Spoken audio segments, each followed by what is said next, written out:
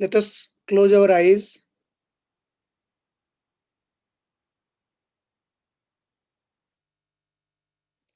Let us bring our attention to the top of the head.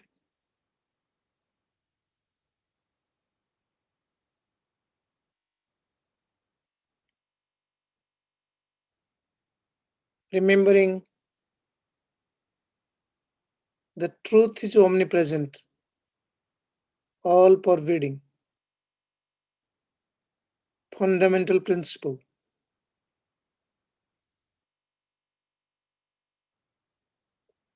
That supreme reality, truth, God, divine, is manifesting in the form of Master,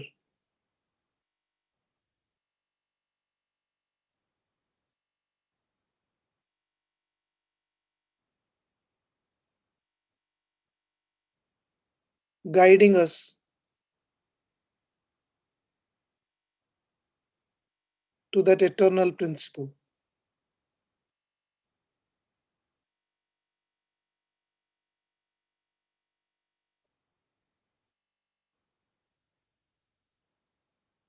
Omnipresent divine, present all around, present within, present in the breath.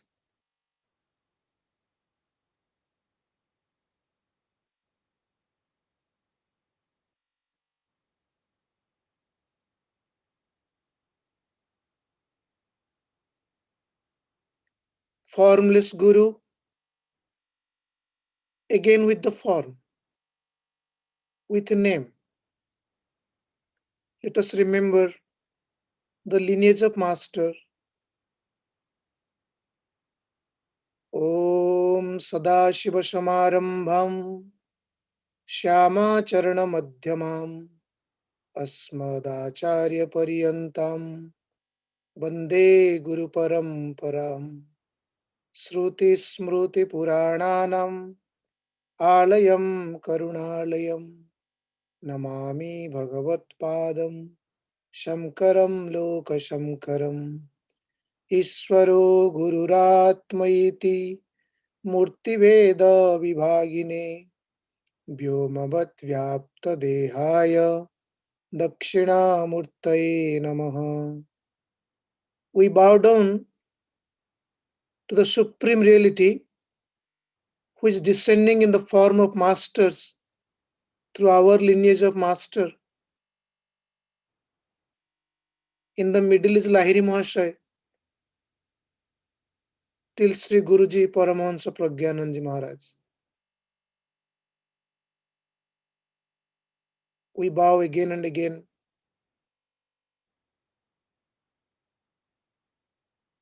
to God within, self within, and the master within, Guru within.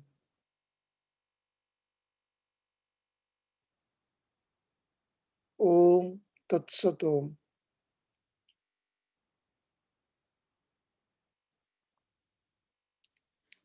I bow to you all, wherever you are.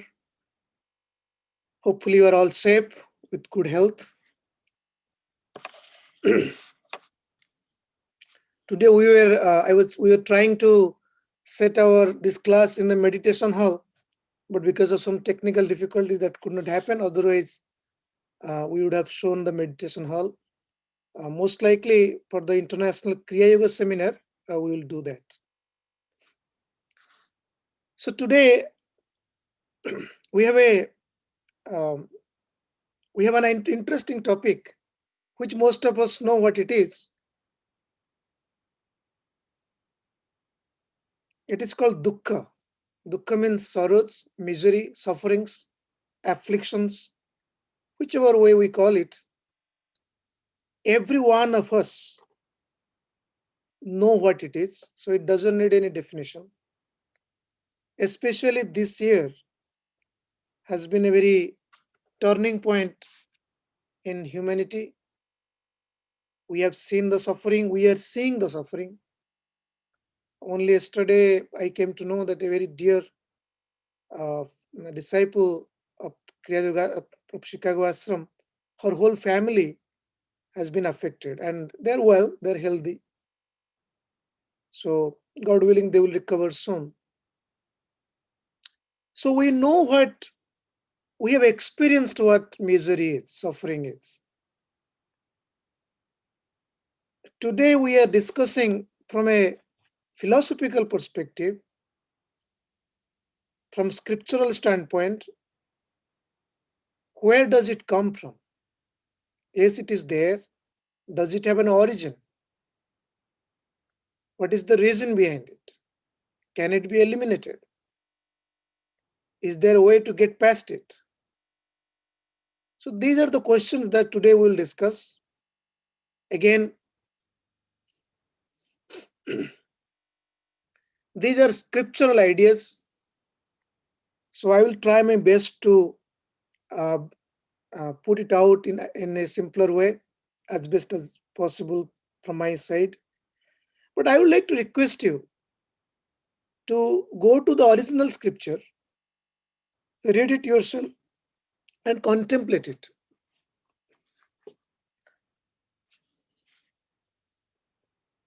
In a simpler way, if we say what is dukkha, we can define it in this way. We can say that anything, anything that takes us away from balance, from contentment, from peace, from steadiness, from quietness, we can call it as dukkha. So, in a simpler way, we can define sukha or happiness is contentment, peacefulness, balance, and dukkha is anything opposite to that. This is a simpler way we can look at.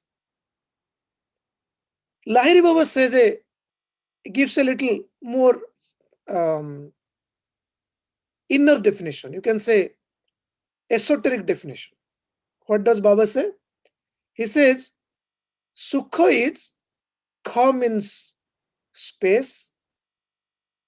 Sukha means anything that is closer to space. Dukkha means anything that is distance from space. Now, here space does not mean the space around us. It is an inner journey. In the inner journey, we know there are 7 spinal centers. Throat center is space. Heart center is air. Navel center is um, fire. Second center is water. Bottom center is earth. So, if we are closer to throat center or above, then Baba says that you are in peace. If you are throat center and below, you are in misery. So, this is a yogic definition Baba has given. Sri Gurudev says that if you constantly try to be on the top of your head, on the forehead, in the fontanel, then eventually peace will come. So, from the yogic definition, if we see, then sukha is to remain aware of throat center and above, which means soul center, fontanel. Dukkha means anything that is below. The throat center below is dukkha.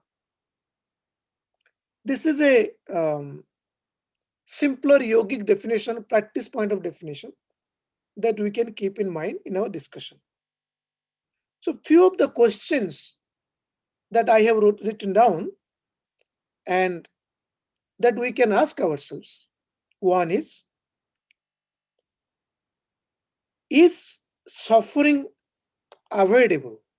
Is this something that we can get rid of? Second, what is the cause of misery? What is the cause of sorrow? Third, can it be eliminated? Fourth, what are the steps an individual can take to eliminate it?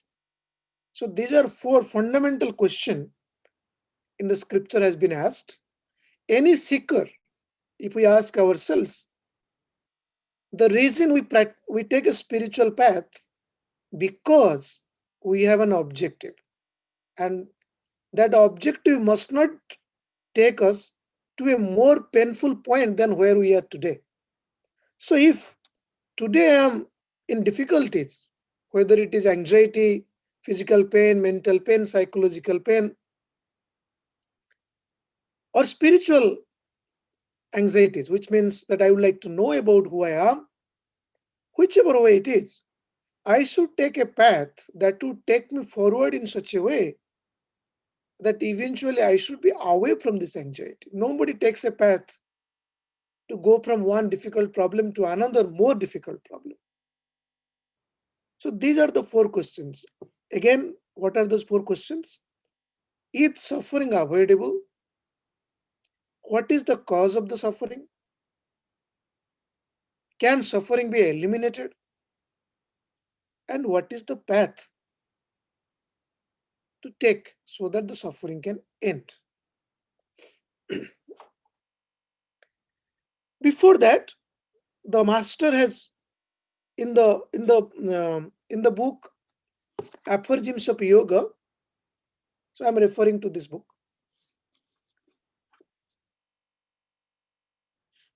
He suggested how this suffering manifests. Like, how do you know that we are suffering? It is very interesting because the master says that you even sometimes we even don't know that we are suffering. And they give an example of it. The example is that suppose um, a cobweb or a little tiny dust falls in the eyes, then we are in constant pain, irritation. But that same dust, if it is falling on the hand or any other part of the body on the skin, it doesn't bother us. So they say, the master says, that look, the reason why this little dust or cobweb gives irritation to eyes but does not irritate the skin, it is because the eye is very sensitive. Similarly, if the mind is purified, how it would be purified, we will come to that afterwards. If the mind is purified and the person is more in a state of purity, he would realize those things that we consider as happiness, he or she would consider as suffering. So, happiness for me could be a suffering for you, and suffering for you could be a happiness for me. But the seeker, a person whose mind is purified, for him or her, there is only one and only one happiness, and that is to remain in truth, to remain in God consciousness, which we call as Christ consciousness. Masters call it as to remain in love. So they call it love God, God's love in different terms. In yogic term, it means that if the awareness remains in the fontanel, then anything that deviates from that, anything that pulls us down, would be considered as misery or unhappiness. So Lahiri Baba has given a very beautiful way to say. He said that, mm, so that is paravastha. Paravastha is after state of kriya. He says to remain in paravastha is truth. Anything other than that is falsehood. So if somebody is in the paravastha, in the state of after kriya or the state of balance, state of stability, then the person is in true state. Otherwise, he is in false state.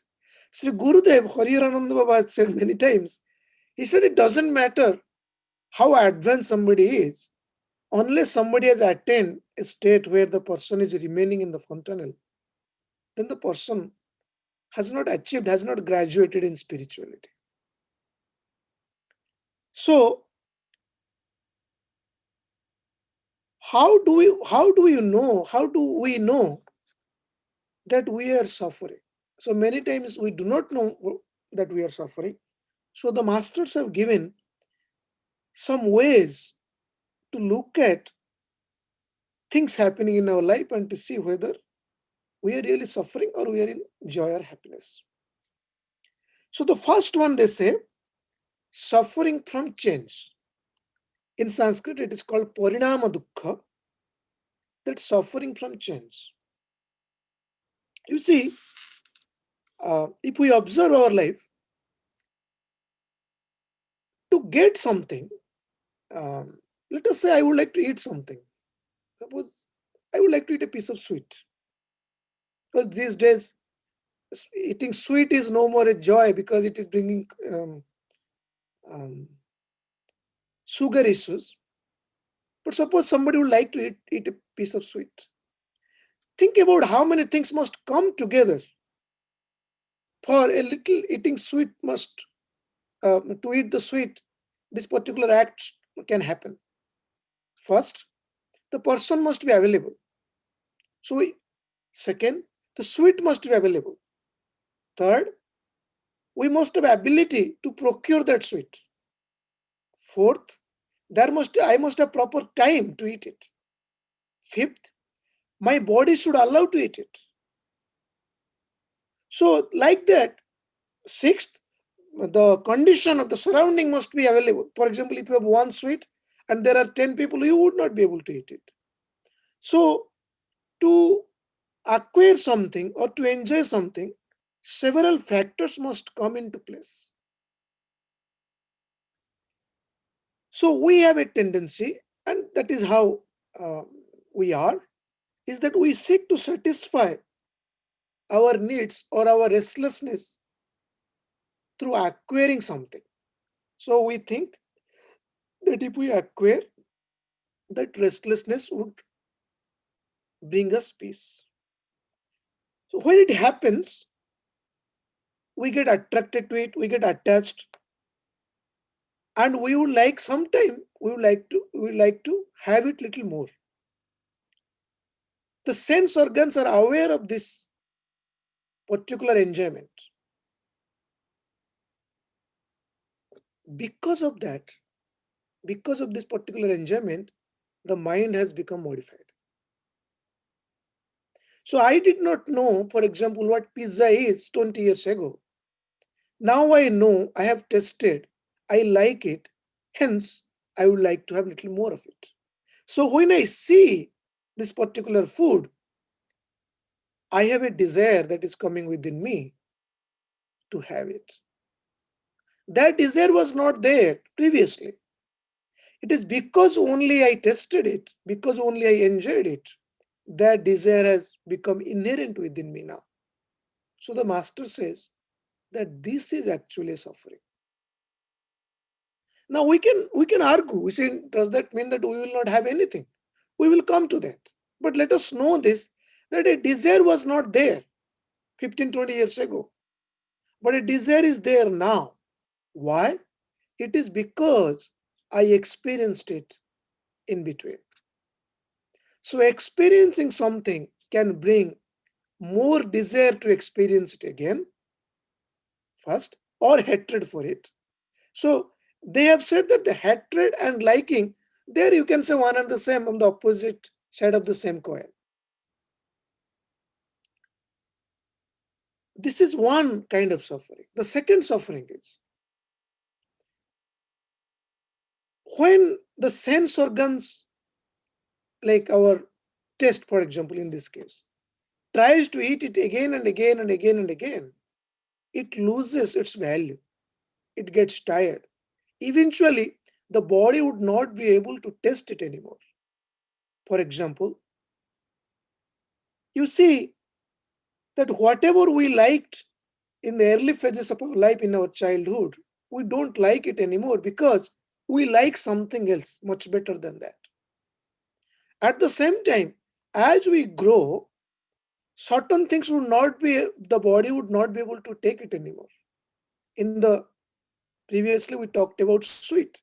Suppose I liked sweet and I continuously eat it again and again and again and again. Eventually, I have a sugar problem or glucose problem or diabetes problem. My body is no more ready to enjoy sweet. It actually suffers because of the sweet. So the enjoyment that was earlier has slowly become a suffering. So the master say, this suffering, which sometimes is not known immediately, which sometimes is pleasurable,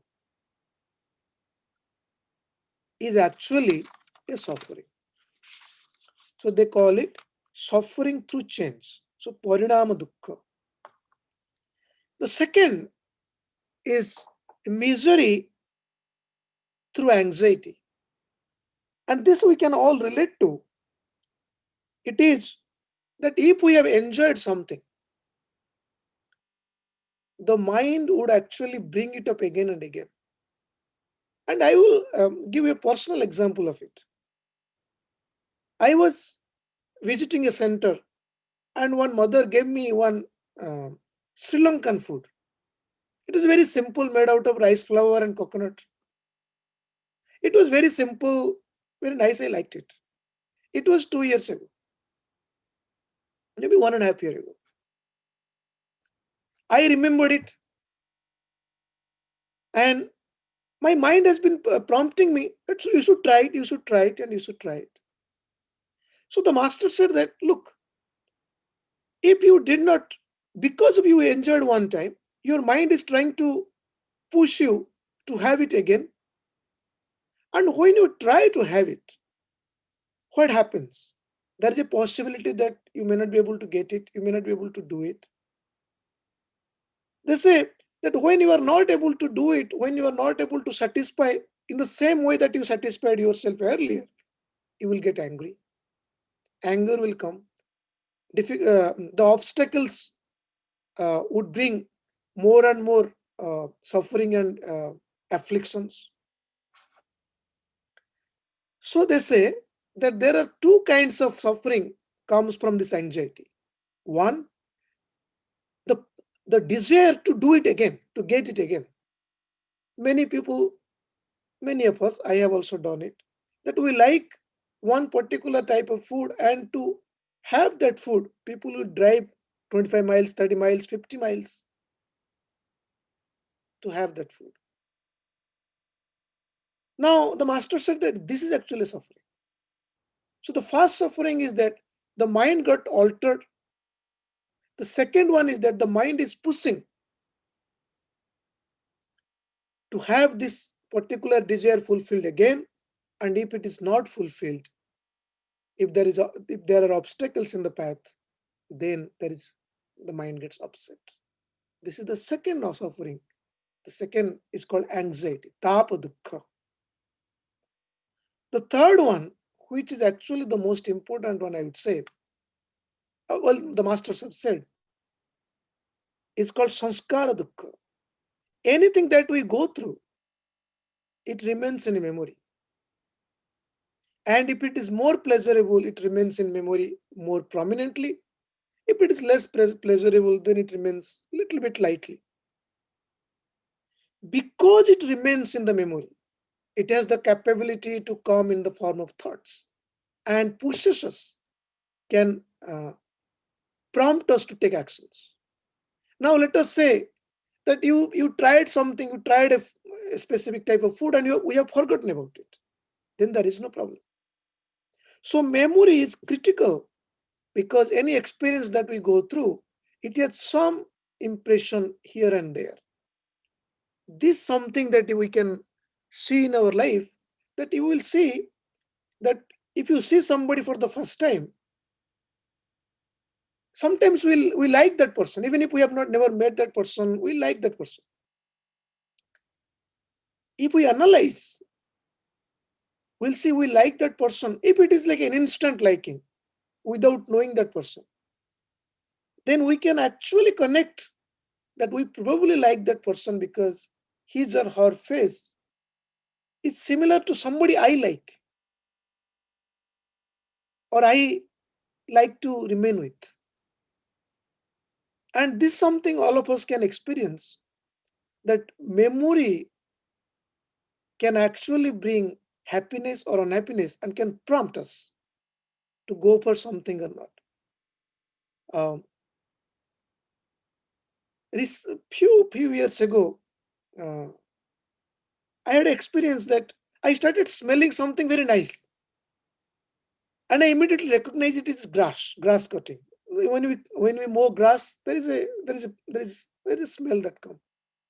And this reminded me, or in the villages, of when we used to uh, like people used to cut grass for cow feed and things like that.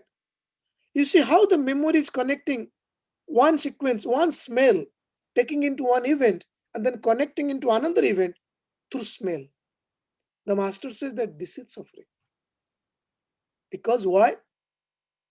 Because it imbalanced my mind. It created a flutter in the mind. It created a thought process in the mind. This is the third dukkha, or sorrow through impression, sansara dukkha, sanskara dukkha. The fourth one, which is has two parts. The first one is the inner conflict. All of us go through certain kind of inner conflict. We want to do something, then part of us said no, it's not good. Or part of us said that it is good, and then part of us said that one part said good, one part said not good. So we get into that inner confusion. We become indecisive, and many of us know that it is not a very good thing to remain with. This the master have said as a suffering. So inner conflict is actually suffering. But please note, that does not mean that it is not helpful. If inner conflict would not have been there would not be growth. So inner conflict might be good for our progress, but it's nevertheless a suffering. So, uh, in the fourth part, the second aspect is, it's called guna virodha dukkha. It is a very subtle one, so I would just mention it. Very difficult to explain. Is that the mind has three qualities: sattvic, rajasic, and tamasic. Peacefulness. Rajasic means movement. Tamasic means inertia. So the master says that if the mind is moving along these three regularly, frequently, then it's not good. It is also suffering. This is a little bit difficult to um, fathom or analyze. So we would leave it like that. These are the four ways we can identify the suffering. So the masters have given us tools. They say, look, if you think that everything is well and good, please consider looking at it and see whether the mind is getting changed, whether afflictions and anxiety is bringing trouble to you, whether memory is bringing trouble to you, whether there is inner conflict, and whether the mind is constantly moving between peacefulness, restlessness, inertia. If all these are true, then very well know that you are going through difficulties. That means your difficulties are not over. So the spiritual practice must continue.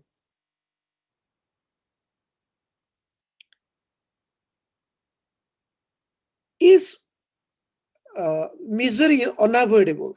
So the master say that dukkha is, it's not that it is unavoidable, it is avoidable. The past sorrows has nothing to do with us, it is gone. The present sorrows, part of it we must go through. There is not much we can do about it. However, they say very clearly that future sorrows are avoidable.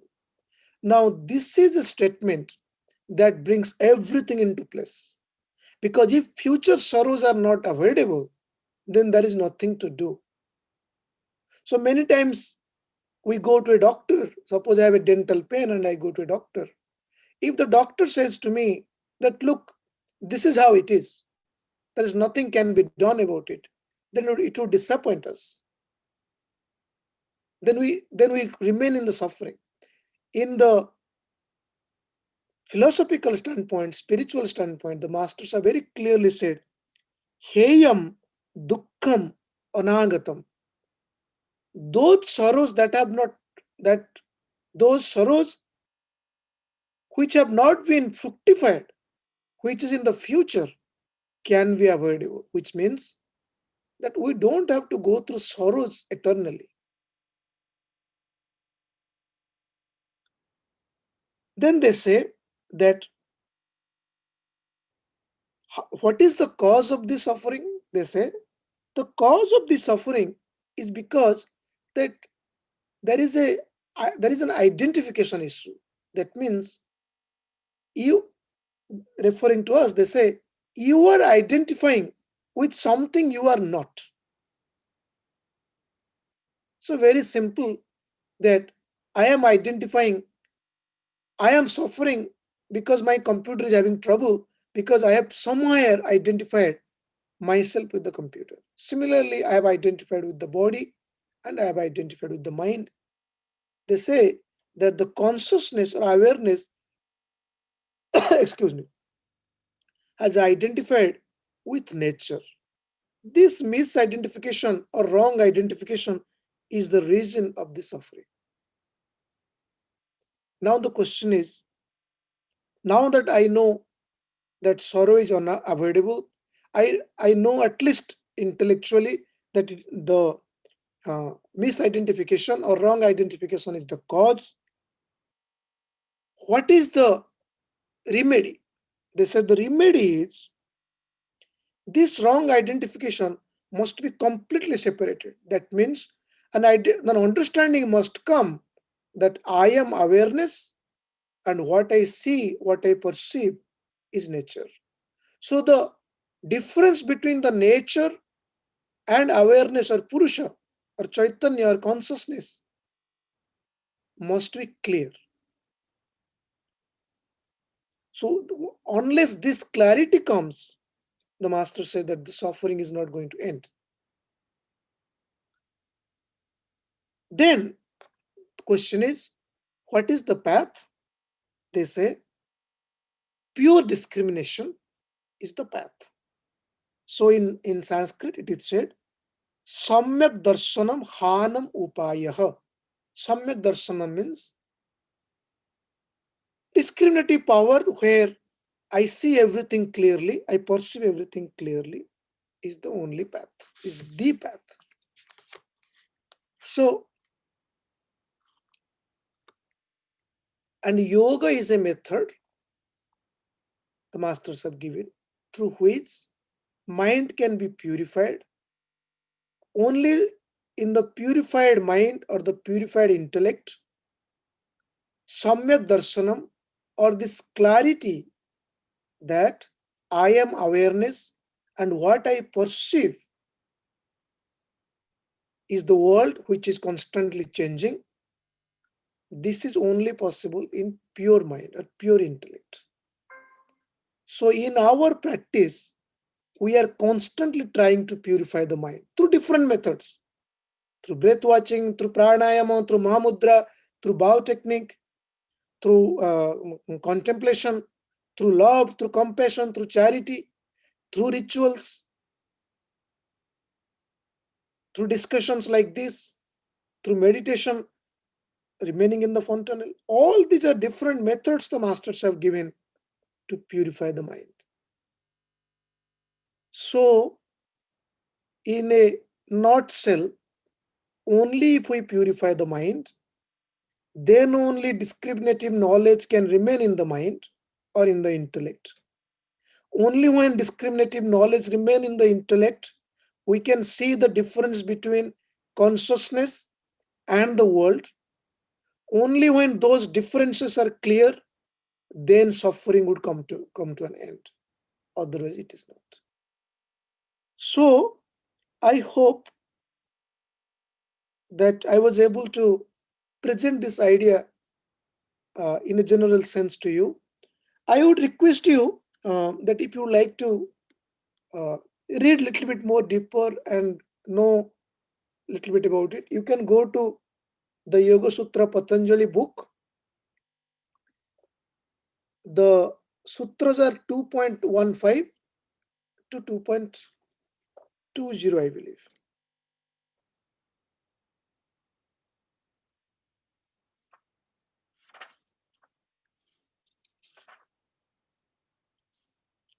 2.15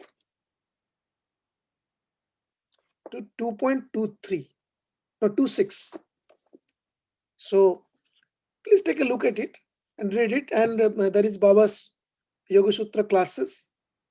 You can listen to this part. This is coming around Sutra, the class number 88, I think, 86, 87. So this book is available in our website, Ashram website. You can procure this, or you can go to learn.kriya.org and listen to the classes, which is 86, 87, coming around that. So I hope we will do a little bit meditation. But in the meditation, let us contemplate this.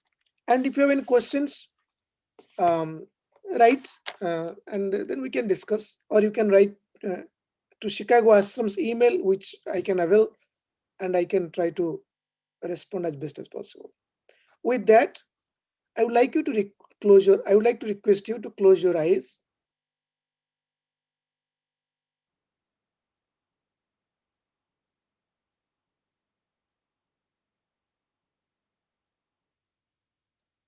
And we ask ourselves,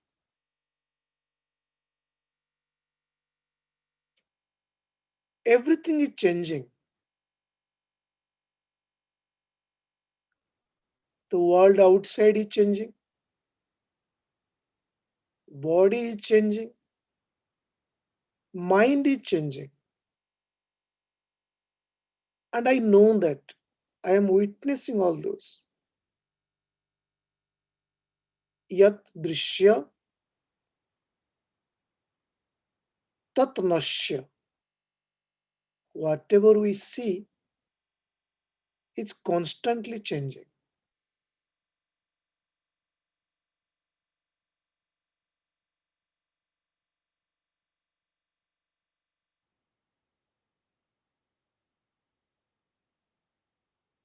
The master says, do not engage, do not remain in this change, remain in changeless.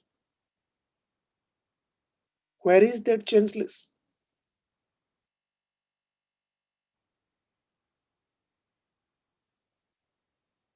Where is that eternal steadiness, contentment?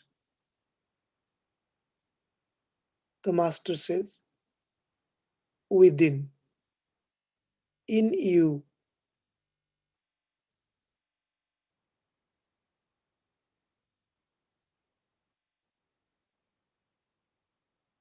I am part of that eternal changeless.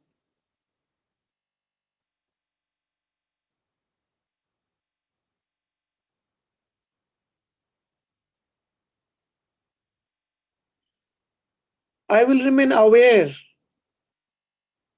of my own nature.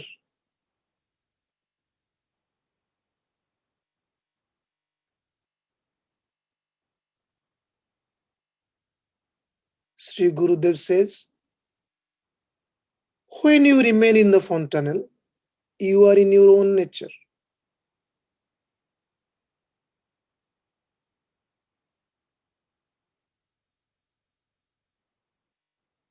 I am.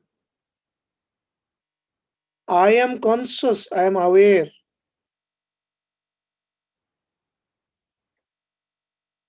I am in bliss because I am not changing. I am Sat. I am Chit. I am Ananda. To remain in the fontanel.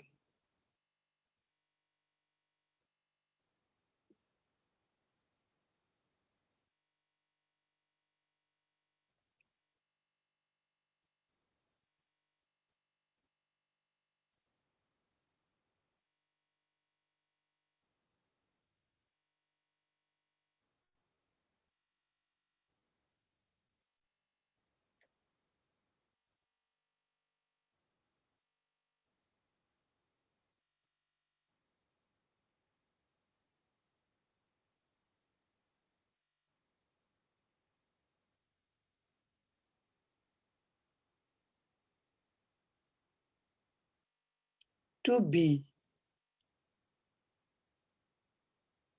to remain.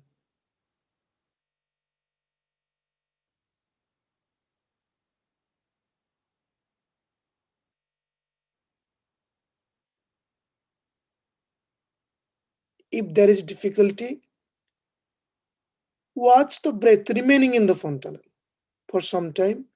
Again, stay in the fontanel.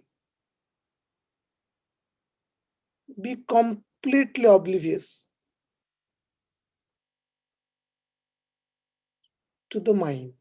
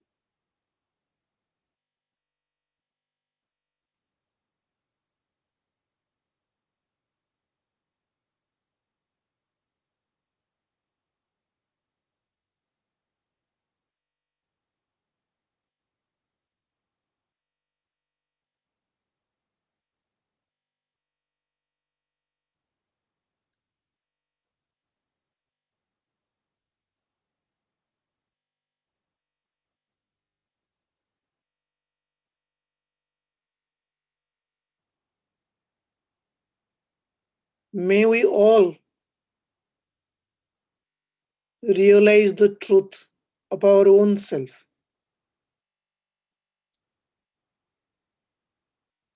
May there be no suffering within, around, or in anyone's life.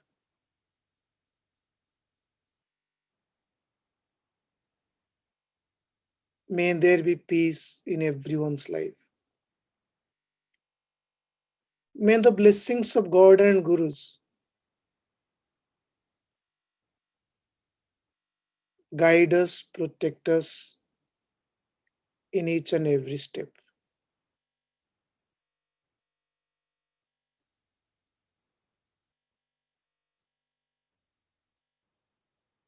Om Shanti.